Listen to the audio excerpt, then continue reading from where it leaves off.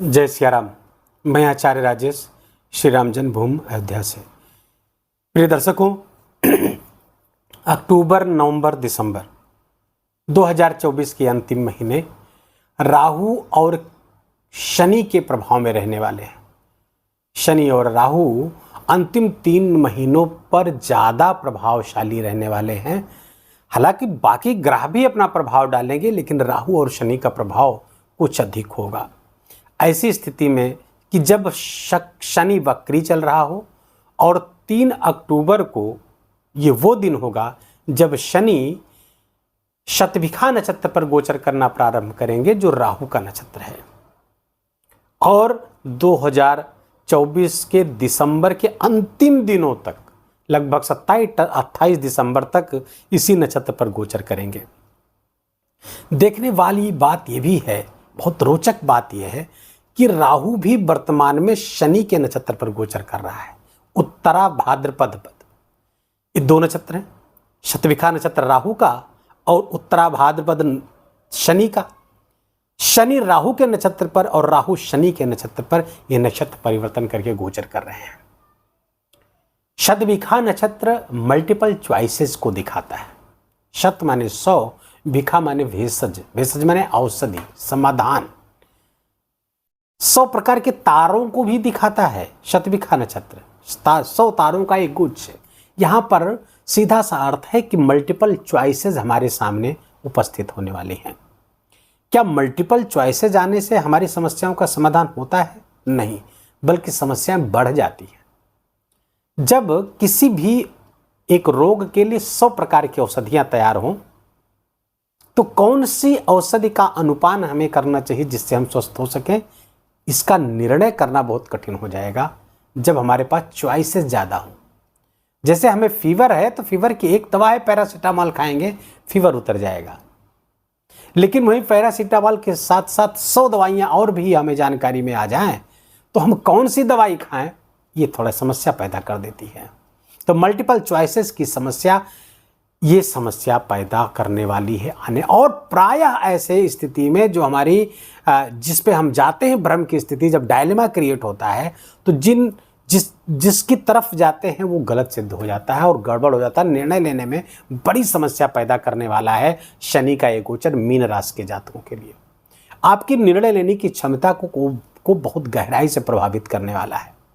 डरने की जरूरत नहीं है। हम इसका ऐसा उपाय बताएंगे जिससे इस गोचर से आप सर्वथा अछूते रहेंगे। कोई नकारात्मक परिणाम आपको प्राप्त नहीं होगा, वो होगा भी तो बहुत मिनिमाइज रूप में। निश्चित रूप से शनि और राहु का ये तांडव होगा, तूफान आ सकता है, लेकिन ये तूफान सकारात्मक भी होता है। तूफान अगर आए तो बड़ी बड़ी जहाजें समुद्र में जहां डूब जाती हैं, तो समुद्र के अथाह जलराशि में छुपे हुए बहुमूल्य रत्न भी उभर कर सामने आते हैं और किनारे लग जाते हैं और खोजने वाले को माला माल कर देते हैं। ये तूफान का ही सकारात्मक परिणाम है। हम ऐसे उपाय बताएंगे, ऐसा नज़रिया विकसित करेंगे इस 7-8 मिनट की वीडियो में, जिससे आप आसानी से इस गोचर को अपने केवल बुद्धि और विवेक के आधार पर बहुत आसानी से और सफलतादायक, लाभदायक बना सकते हैं। मीन राशि के जातकों के लिए ये गोचर आपके द्वादश स्थान पर हो रहा है। शनि का अपनी मूल त्रिकोण राशि पे द्वादश स्थान विदेश का है, डोनेशन का है, मेडिटेशन का है, हॉस्पिटल का है, और शनि का वहां पर गोचर और 6ठे स्थान पर दृष्टि। ये व्यर्थ की यात्राएं जहां एक तरफ बढ़ा रहा है, वहीं आपको जहां फोकस होना चाहिए वो उस फोकस से आपको हटा रहा है, आपको अपने लक्ष्य से हटा रहा है, व्यर्थ की यात्राएं करा रहा है और आपको उसमें मजा भी आ रहा है। व्यर्थ की यात्राएं जो फ्रूटफुल नहीं है, आपके लाभदायक नहीं है, लेकिन फिर भी आपको मजा आ रहा है उसमें। यही तो समय का फेर है। 7.5 का पहला चरण चल रहा है। अपने नुकसान में भी अगर यदि आपको आनंद आने लगे तो फिर समझ लीजिए कि समस्या कितनी जटिल होने वाली है। तो मीन राशि के जातक यहाँ सजग हों, सतर्क हों। अंतिम 3 महीने आपको परेशान करने वाले हो सकते हैं। यात्राएं सोच समझ कर करें और तय करें कि इस यात्रा से आपको फायदा है या नुकसान, पहले विचार करें। दूसरा, हॉस्पिटल पे खर्चे बढ़ सकते हैं। हॉस्पिटल पे आना जाना आपका बढ़ सकता है। अपने प्रियजनों के या स्वयं के स्वास्थ्य पर खर्चे कर सकते हैं। स्वास्थ्य यहाँ पर प्रभावित होता हुआ दिख रहा है। जब शतभिखा नक्षत्र पर गोचर करेंगे तो इन्हीं क्षेत्रों में अप्रत्याशित परिवर्तन होते होते दिखेगा। दूसरे ये आपके लिए सकारात्मक भी है क्योंकि शनि राहु के नक्षत्र पर गोचर करते हुए इसमें वक्री हैं और 15 नवंबर तक आपको आर्थिक लाभ भी देते हुए दिख रहे हैं, क्योंकि आपका एकादश प्रभाव में लिए और राहु के नक्षत्र पर गोचर करेंगे। राहु किसी चीज को एक्सपेंड करता है, बढ़ाता है, वृद्धि करता है, और जब लाभ मार्ग की तरफ शनि राहु के नक्षत्र पर गोचर करते हुए एकादश को अपने प्रभाव में लेंगे तो लाभ मार्ग को एक्सपेंड करेंगे, लाभ को बढ़ाएंगे, इनकम को बढ़ाएंगे। एक जो जिस स्थापित तरीके से आपके पास पैसे आ रहे हैं उसके अलावा भी पैसे आने की संभावनाएं प्रबल होंगी। और यहां पर वो जो धन है आपका खर्च भी शीघ्रता से हो जाएगा, इसकी भी पूरी संभावना है। धन आगमन और आपके खर्च दोनों के प्रति असंतुलन की स्थिति फिर भी बनी रहेगी। धनागमन पर्याप्त मात्रा में होगा लेकिन आपके खर्चे इतने बढ़े हुए इस समय रहेंगे जिसके कारण से समस्याएं आ जाएंगी और कभी कभी तो लोन लेने की नौबत आ जाएगी, आपको ऋण लेने की नौबत आ जाएगी। खर्चे इतनी मात्रा में बढ़ेंगे और इस दौरान अंतिम 3 महीनों में खर्चे और भी आपके बढ़ने वाले हैं। इससे में करें क्या, मैं अभी आपको अंत में एक उपाय बताऊंगा जिससे आप अपने खर्चों पर नियंत्रण कर सकते हैं।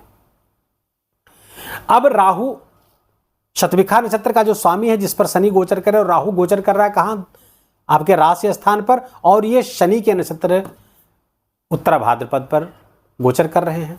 फलतः आपके स्वास्थ्य में समस्याएं, चेस्ट आदि से समस्याएं बढ़। अब इस बीच अगर आपने सावधानी नहीं बरती तो वजन बहुत तेजी से बढ़ेगा, आपका वजन बढ़ना लगेगा, आपका टोटल बॉडी मास जो है बढ़ना शुरू हो जाएगा। इस पर यहाँ पर सावधान हो करके आपको कुछ फिजिकल एक्टिविटी बढ़ानी चाहिए जिससे आप अपने वजन को कंट्रोल कर सकें, उसमें कमी ला सकें, क्योंकि राहु यहाँ पर एक्सपेंड करेगा, मैंने बताया जहाँ बैठेगा एक्सपेंड करेगा और ये यहाँ पर वृद्धि करता हुआ दिख रहा है।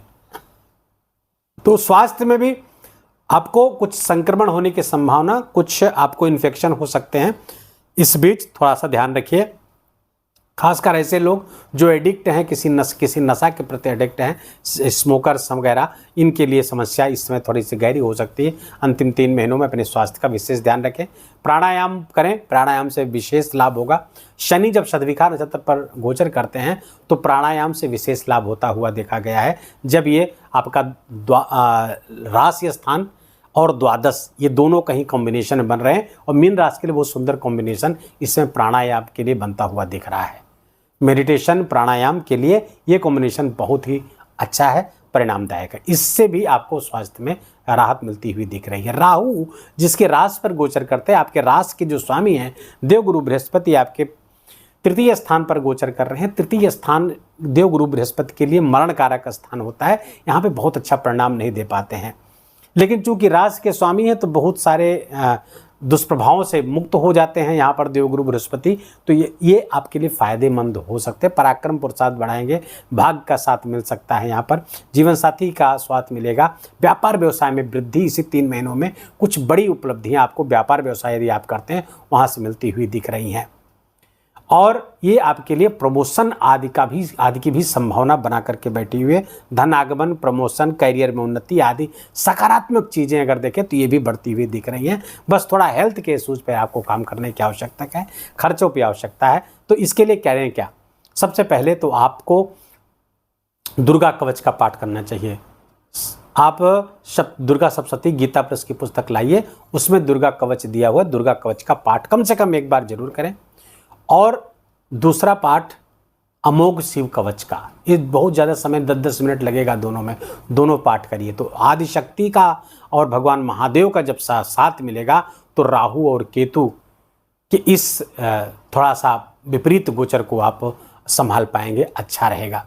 और यदि आर्थिक समस्याएं हैं, ऋण आदि आपके बढ़ते जा रहे हैं, तो आप एक चीज़ और बता दें आपको, शिवालय में बैठ करके सोमवार से प्रारंभ करिए दारिद्र दहन स्तोत्र, शिव दारिद्र दहन स्तोत्र, नोट कर लीजिए, शिव दारिद्र दहन स्तोत्र।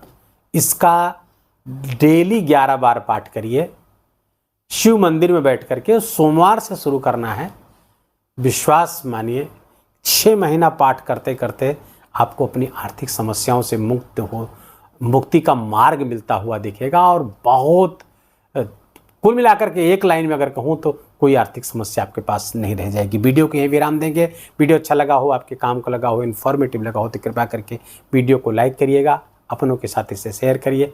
कमेंट में भगवान का अत्यंत प्यारा नाम जय सिया राम लिखना बिल्कुल भी मत भूलिएगा। मेरा विशेष आग्रह, विशेष निवेदन आपसे। और चैनल को अभी तक सब्सक्राइब नहीं किए हैं, आप नए हैं तो इसको सब्सक्राइब कर लीजिए, बेल आइकन की घंटी दबा लीजिए। और प्लीज़ अपना बहुत बहुत ख्याल रखिए। माता पिता की खूब खूब सेवा करके उनका आशीर्वाद लीजिए। जय जय सिया राम।